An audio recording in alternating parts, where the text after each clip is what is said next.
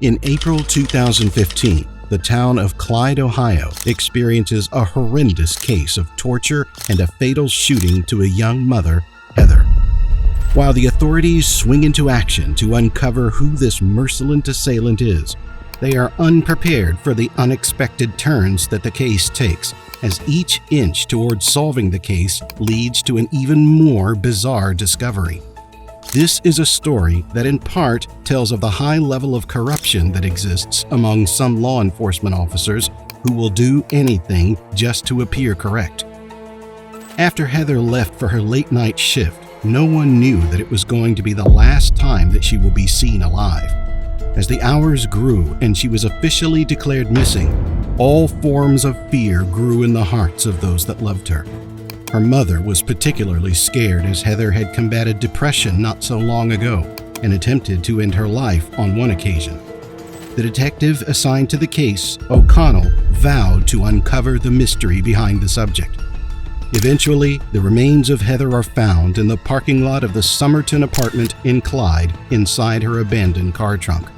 When the body was retrieved, it was obvious that she had been bound, beaten, and then shot twice in the back.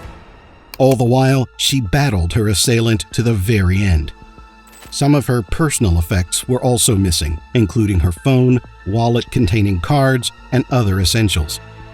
A quick review of Heather's history soon revealed that she was in a romantic relationship with her worker, Carmela. However, the two of them were always fighting, and it wasn't long that whatever they had between them suffered a crack. Heather had always accused Carmela of infidelity. As the two women ended things between themselves just 3 days before she met her sad end, they exchanged caustic messages with each other. The text records were found by the authorities, and this quickly made her one of the persons of interest in the case. Another person who fits the temporal profile of interest was Josh, Heather's brother. Apart from her night job at Whirlpool, Heather was also studying to become a nurse. Unfortunately, she had failed one of the exams, and Josh showed her no mercy with his unkind words. He called her mean names and said she didn't look any different from their parents. However, after some preliminary findings, O'Connell knew that Carmela and Josh were not the suspects he was out to get. He would soon discover that Heather was a regular visitor to the Somerton apartment. Here, she was believed to meet with one of the occupants of the rooms here. Her name was Keona Bohr, and together, the two seemed to spend their time smoking illegal substances. Keona also becomes a likely person in the case, as her boyfriend and father of her was arrested by O'Connell for the sale of illegal substances. He was subsequently sentenced to 11 years in prison. Keona is soon invited over for what should have been an interview, but soon denigrates into a back and forth of denials, uncertainty, and elements of unprofessionalism. O'Connell hits Keona, the single mother of two, with unfounded accusations, and she doesn't hesitate to refute them, as the detective obviously has no evidence. He asks her about her relationship with Heather, and Keona denies knowing anything about her. Do you know that name by chance, Heather Bogle? I don't even know who she is. The only time I heard of her was when the police knocked on the door, and then I didn't even know who she was. I was like, I don't know her. And then I went inside and got on my Facebook, and I seen her on Facebook. It almost looks like O'Connell is grasping at straws as he tries to establish some form of connection between her and the deceased.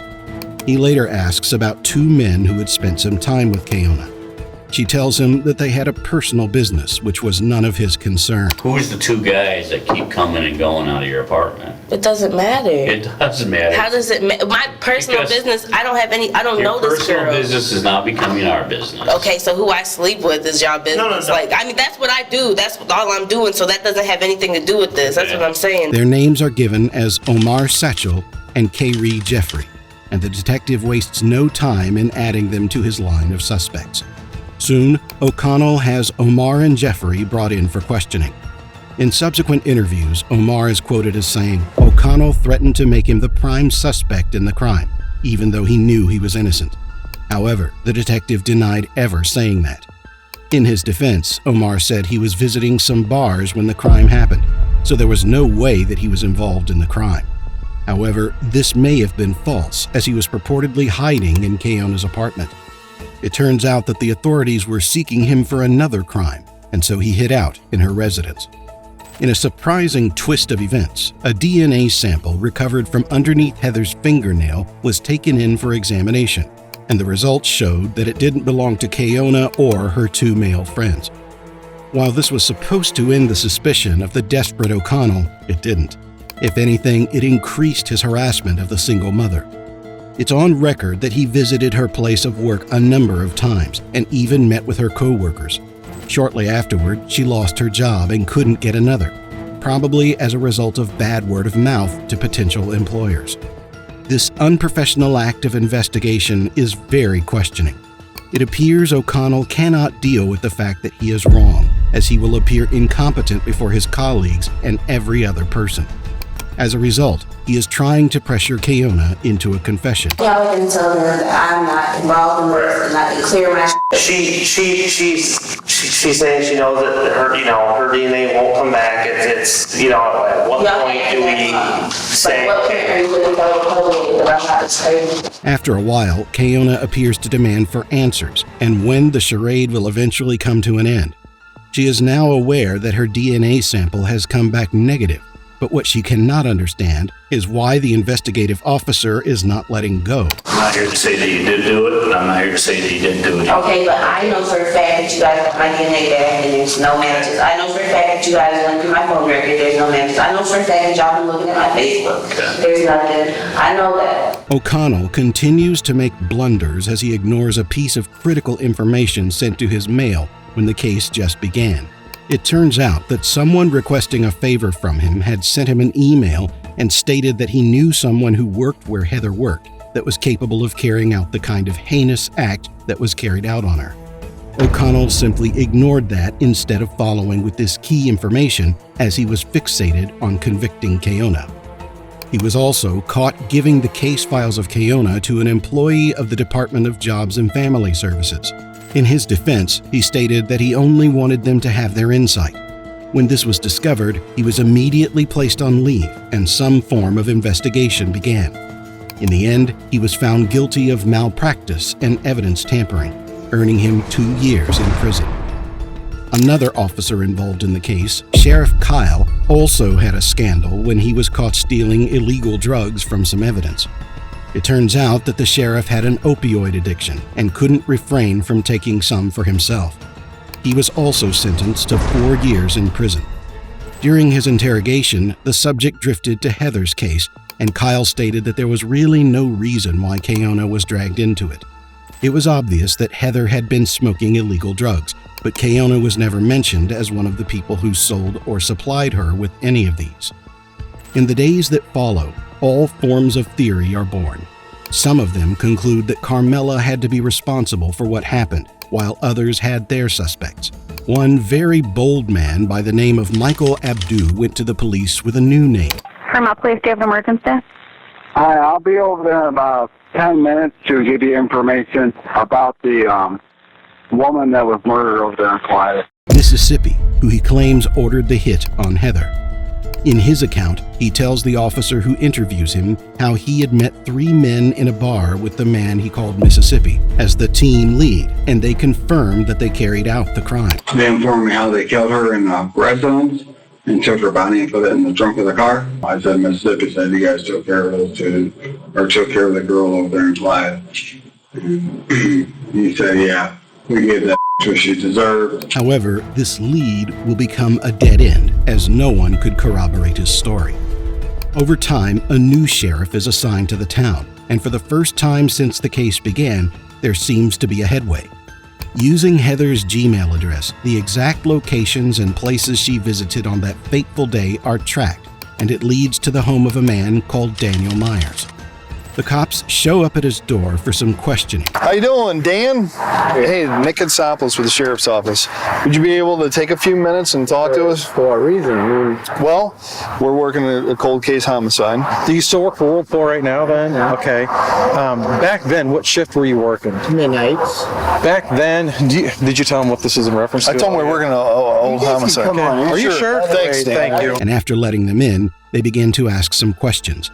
Initially, he mentions that he barely knew her, and that they had chit-chats during their lunch break, which was barely 10 minutes. Very limited conversation. I guess if you want to know how long I knew her, maybe 3 months, but how long I talked to her, maybe a couple weeks. And you don't get long breaks at Whirlpool. So, it's like pee, eat within 10 minutes for first break, and it was very limited chit-chat. Sure.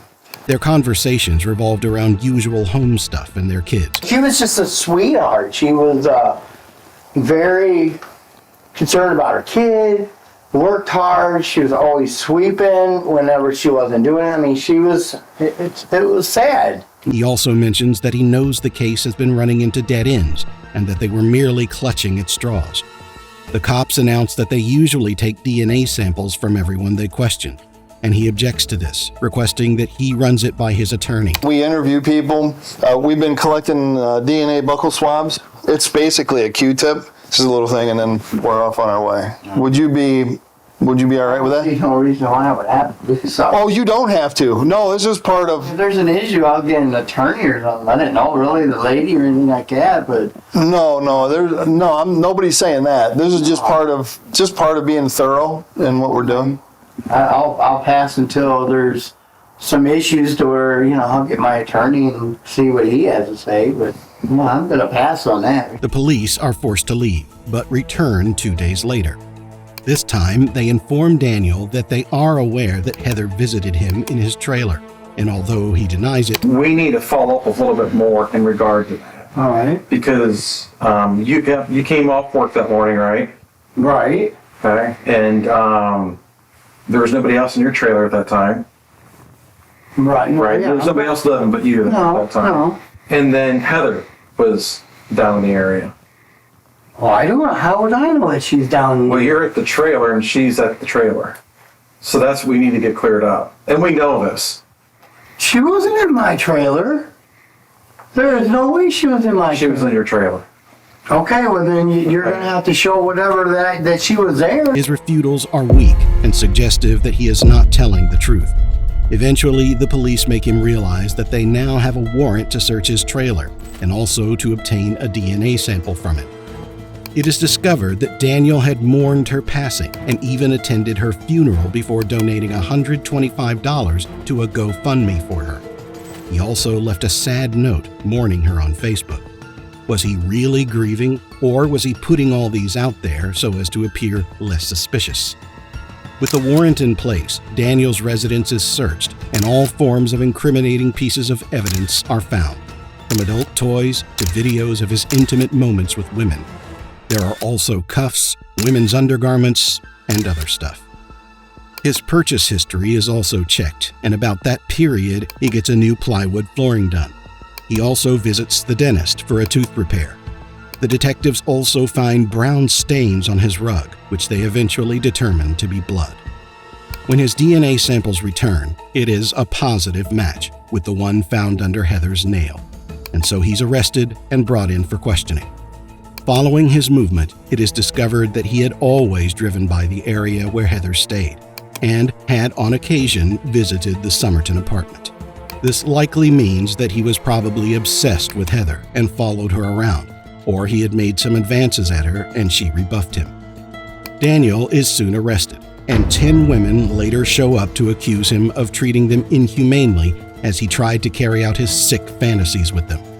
He also tries to reach out to the women by writing to them from prison, but none of the letters appear to be apologetic, as he tries to exonerate himself from the blames. With Heather, it is possible that when she received the demeaning text from her brother, Daniel was there for her to lean upon his shoulders. He had probably made some romantic advances, and she outrightly rejected him.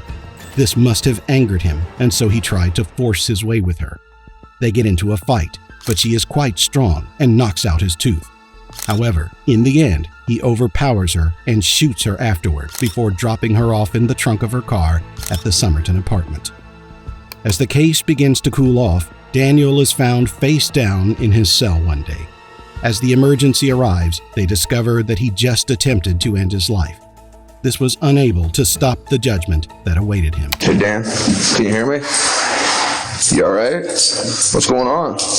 In the end, in 2019, he was sentenced to life imprisonment without the possibility of parole. If you enjoyed this episode and like to see more stories on true crime, then be sure to subscribe to our channel.